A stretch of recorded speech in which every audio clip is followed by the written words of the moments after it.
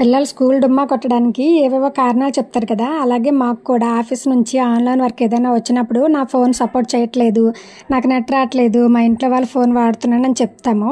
నాలాంటి వాళ్ళు అన్నాను కదా అని చెప్పి నేనేదో పని దొంగని మాత్రం అనుకోకండి. నా పని మాత్రం నేను పెండింగ్ లేకుండా పూర్తి చేసుకుంటాను. కాకపోతే పరిగెత్తి పాలు తాగడం కంటే నిల్చొని నీళ్ళు తాగడం మంచిదని నా పని నేను నెమ్మదిగా నీట్గా చేసుకుంటాను. ఇప్పుడు ఇవన్నీ ఎందుకు చెప్తున్నాను అనుకుంటున్నారా? మేము అందరం పనిచేసేటప్పుడు ఇలాంటి కారణాలన్నీ చెప్తున్నామని మా ఎండి సార్ అందరి గురించి ఆలోచించి నిన్నైతే ట్యాబ్స్ ఇవ్వడం జరిగింది. ట్యాబ్స్ ఇస్తారనగానే అందరం పోనీలే మా ఫోన్లో యాప్స్ అన్నీ ఎక్కించడం వల్ల ఎంత కాస్ట్లీ ఫోన్ అయినా పాడైపోతుంది, ఇకపై ఆఫీస్ వర్క్ అంతా ట్యాబ్లో చేసుకోవచ్చు అనుకున్నాము.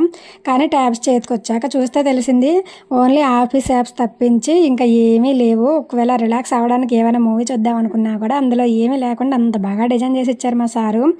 ఎక్కడ నెగ్గాలో కాదు ఎక్కడ తగ్గాలో తెలిసిన వారికి గొప్పవారు అన్నట్టుగా మేము ఏదైతే వాడతామో అవన్నీ లేక చేసి ఇచ్చారు. ఇప్పుడు ఈ ట్యాబ్స్ మేము చూడడానికే తప్ప